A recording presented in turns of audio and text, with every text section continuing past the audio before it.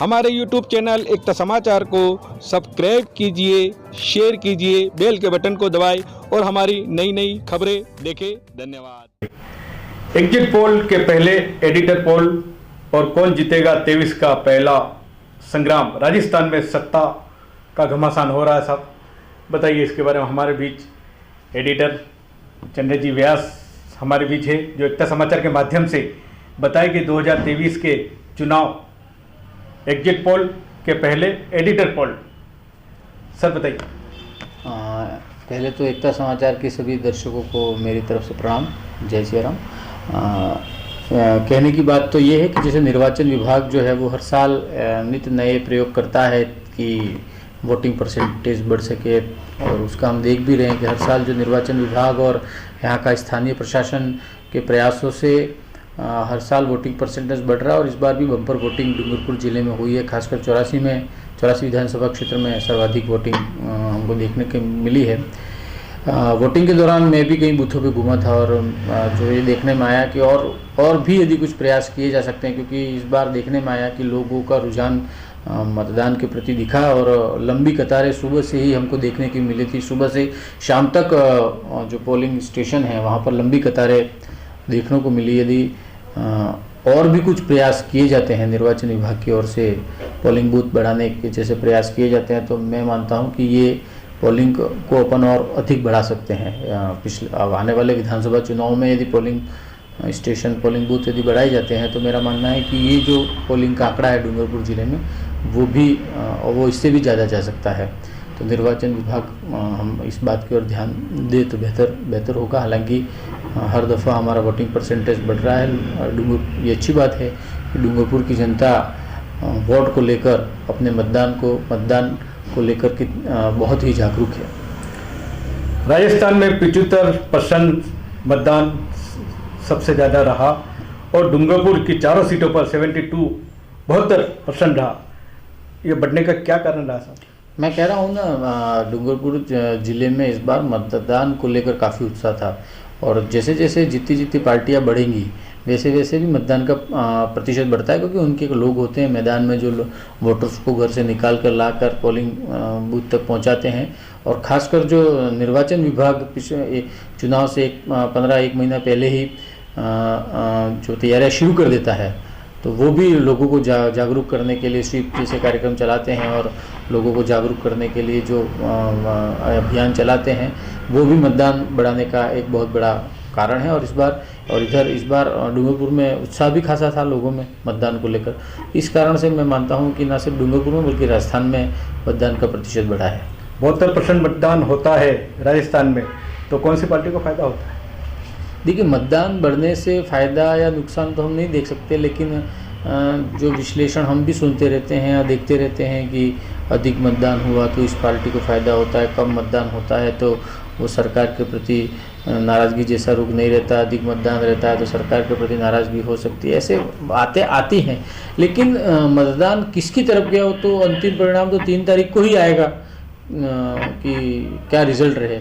तभी तो 3 तारीख को मालूम पड़ेगा कि बम्पर वोटिंग आखिर किस लिए हुई, सत्ता परिवर्तन के लिए हुई या सत्ता को रहने देने के लिए हुई, या कोई जैसे इस बार चूँकि राजस्थान में कई जगह निर्दलीय आप ज़्यादा देखेंगे, तो उनकी हवा है या भाजपा की हवा है, कांग्रेस की हवा है या नई पार्टियों की हवा है, वो तो हमको 3 तारीख को ही मालूम पड़ेगा। हालांकि विश्लेषण तो कई तरह के आते हैं, सट्टा बाजार भी कई तरह का आता है, वो सब अपने अपने आकलन हो सकते हैं, लेकिन परिणाम तो 3 तारीख को आता है और उसी दिन जो जीता वही सिकंदर। चुनाव में क्या मुद्दे हावी रहे अब की बार? देखिए, डूंगरपुर की जहाँ तक मैं बात करूँ तो मैंने अपने पहले भी एक विश्लेषण में कहा है कि यहाँ मुद्दा गौण है मुद्दा, और मुझे लगता है कि जो परिणाम आएंगे उस दिन भी आप देखेंगे परिणाम देख के कि मुद्दा यहाँ गौण होता है। जैसे डूंगरपुर ज़िले के लिए काफ़ी मुद्दे हैं जिन पर राजनीति हो सकती है और राजनीति की जा सकती है, लेकिन यहाँ मुद्दे गौण हैं। यहाँ आप पिछले विधानसभा चुनाव को देखें तो कास्टिज्म हावी रहा है ना। जो बीटीपी आई तो वो आदिवासी परिवार आए, उसके बाद अभी आया तो कास्टिज्म हावी रहा है यहाँ पे। इसमें ये बड़ी पार्टियाँ गौण होती नजर आई। पिछले चुनाव में आप देखिए बीजेपी कांग्रेस एक सीट लेके आई, 2 पार्टी बीटीपी की आई। इस बार बीटीपी ना हो कि वो भारतीय ट्राइबल पार्टी बाप से मैदान में है, तो मुद्दे भी गौण हैं यहाँ पे। एक हमें देखने को मिला कि बूथ पर महिलाओं का 100% से सबसे ज़्यादा मतदान में भाग रहा। जैसे कुशलगढ़ के अंदर 88%, 100 में से 100 महिलाओं ने मतदान किया। तो बताइए इसके बारे में। देखिए, महिलाएं पहले से ही ज़्यादा मतदान करती रही हैं, और इस बार तो महिला बूथ भी बनाए गए थे। मतलब जहाँ सारी जो व्यवस्थाएं वो महिला कर्मचारी संभाल रहे थे। तो महिलाओं पहले से ही आकर्षण है मतदान को लेकर, तो स्वाभाविक है कि कारण रहा होगा।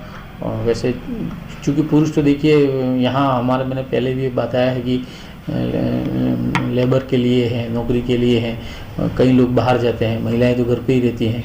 इसलिए यहाँ महिलाओं का मतदान तो जो घर पे महिलाएं रहती है वो मतदान करती हैं, इसलिए भी महिलाओं का मतदान रहता है। कहीं होता है कि महिला कैंडिडेट होती है तो उस आधार पर भी महिलाओं को ज़्यादा से ज़्यादा मतदान कराने के लिए लाया जाता है। मतदान से पहले कांग्रेस सरकार 7 योजनाएं लेकर आई और मोदी जी ने 400 में गिर देने की बात कही। तो बताइए इसके बारे में आप क्या। देखिए, वो 7 गारंटियाँ जो हैं कांग्रेस सरकार ने अपने ओर से जारी की थी कि भाई हम सत्ता में आते हैं तो ये 7 गारंटियाँ हम देते हैं कि ये लोगों को मिलेगा। यहाँ बीजेपी जो है वो संकल्प लेके आई कि हम ये चीज़ें देने का संकल्प लेता है कि ये चुनाव से पहले लोगों को लुभाने का, रिझाने का रहता है कि हम आते हैं, हम आएंगे तो ये करेंगे। ये एक पार्टी अपने आप से घोषणा पत्र और ये संकल्प पत्र लाते रहते हैं। लोकतंत्र के महापर्व में लोगों ने बढ़ चढ़ कर हिस्सा लिया और जहां भी बूथों पे देखो आप भीड़ नजर आई और कई बूथों पर रात को 9 बजे तक, 84 में रात को 10 बजे तक मतदान हुआ। तो इसका क्या कारण रहा? मैं वही कह रहा हूँ। देखो, इस बार मेरे कुछ जो ये चुनाव कराने जो शिक्षक और कर्मचारी वर्ग जाते हैं उनसे बात हुई और मुझे भी देखने में आया कि बूथ बढ़ाने होंगे निर्वाचन विभाग को। यदि बूथ बढ़ाने पर निर्वाचन विभाग अगले चुनाव में काम करता है तो ये मतदान का प्रतिशत और भी बढ़ सकता है, क्योंकि इस बार सुबह से लेकर हर चुनाव में नए मतदाता बढ़ते हैं। इस बार भी सभी विधानसभाओं में नए मतदाता बढ़े, तो पुराने मतदाता और नए मतदाता जब मतदाता बढ़ रहे हैं तो बूथों की संख्या बढ़ानी होगी, क्योंकि चुनाव की एक निश्चित एक प्रक्रिया होती है, उसमें समय लगता है। एक मतदाता जब अंदर जाता है वोट देने में जो समय जो खपता है तो पीछे लंबी लाइनें लग जाती है। कुछ लोग लंबी लाइनें देखकर भी वापस चले जाते हैं कि फिर आएंगे, फिर जब आते हैं तो फिर लंबी लाइनें मिलती है। तो मेरा ये मानना है कि बूथों की संख्या यदि अगले चुनाव में निर्वाचन विभाग बढ़ाता है तो निश्चित तौर पर ये जो आप 72 देख रहे हैं वो 80% तक भी जा सकता है और ये रात तक जो मतदान की प्रक्रिया चलती है वो कहीं ना कहीं वो समय पर हो जाया करेगी। लोग अब जागरूक हो रहे हैं, महिला पुरुष बाहर निकल के आए, क्या मुद्दे रहे युवाओं के प्रति? देखिए, युवाओं का तो एक ही मुद्दा होता है, रोजगार। बेरोजगारी को भगाना है, रोजगार लाना है। युवा अधिक से अधिक चूँकि जहाँ तक मैं वागड़ की बात करूँ तो अधिक से अधिक युवाओं का जो आकर्षण है वो सरकारी नौकरी है जिसमें टीचर वगैरह है। तो मुख्य मुद्दा यही होता है कि जल्द से जल्द एक युवा जब अपनी उस स्थिति में आता है, उस उम्र में आता है तो उसको रोज़गार मिल जाए, क्योंकि वागड़ में इंडस्ट्री डेवलपमेंट तो काफ़ी कम है। तो कहीं ना कहीं यहाँ सरकारी नौकरी के प्रति आकर्षण ज़्यादा है। तो हर युवाओं से हमने यही सुना था कि जो भी सरकार आए वो समय पर सरकारी नौकरियां निकाले, समय पर उसकी भर्तियां कर दे, पेपर लीक जैसे प्रकरण न हो। ये युवाओं के मुंह से ज़्यादा जो सुनने मिला।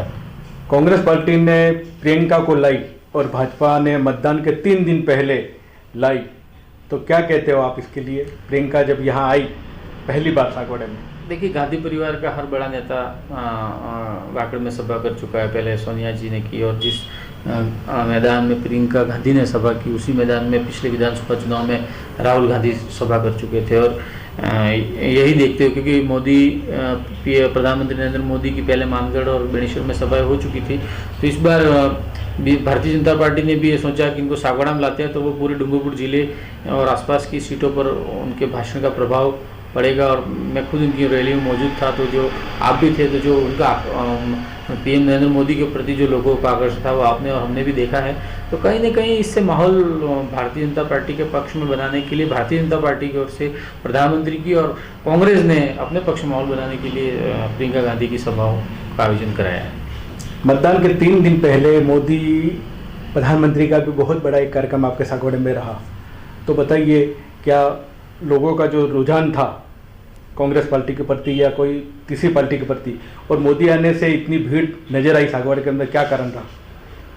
देखिए, मोदी जी, मैंने पहले ही कहा कि प्रधानमंत्री नरेंद्र मोदी का अपना एक अलग आकर्षण है, उनको लोग सुनना और देखना पसंद करते हैं। तो प्रधानमंत्री मोदी को सुनने और देखने के लिए जो जनसमूह उमड़ा, तो वो उनको देखने और सुनने के लिए उमड़ा। तो निश्चित तौर पर जो उसमें कहीं ऐसी भी थी जो बिन बुलाए भी आए, मतलब उनको लाया नहीं गया, वो खुद आए थे। ऐसा जो, और खासकर महिलाओं में भी आपने देखा होगा, आप भी वहाँ थे, मैं भी वहाँ मौजूद था, महिलाओं में जो आकर्षण उनके प्रति था, तो मोदी जी का तो अपना अलग आकर्षण है ही है, तो उसका प्रभाव तो चुनाव में रहेगा। तीसरा मोर्चा बाप, जिन्होंने 19 सीटों पर चुनाव लड़ा और इनका दावा है कि 11 से 12 सीटों पर हम जीतेंगे, तो बताइए इसके बारे में। आपके क्षेत्र ट्राइबल बेल्ट में आप रहते हैं, तो इसके बारे में क्या कहते हैं? देखिए, मैंने जो चुनाव में देखा कि मैंने पहले भी कहा कि अभी एक राजनीति में नया शब्द चलन में आया है, अंडर करंट।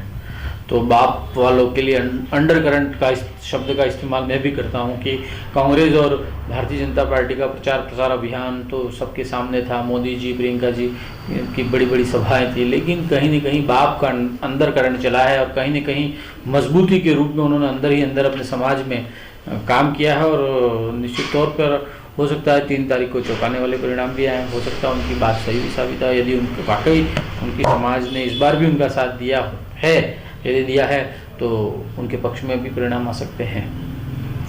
एग्जिट पोल के पहले एडिटर पोल हमारे दर्शकों के लिए हमने पेश किया था एकता समाचार के माध्यम से, जो हमारे बीच चंद्र जी व्यास, जो आप हर समय जब से चुनाव चालू हुए, जब से आप इनसे रूबरू हो रहे थे।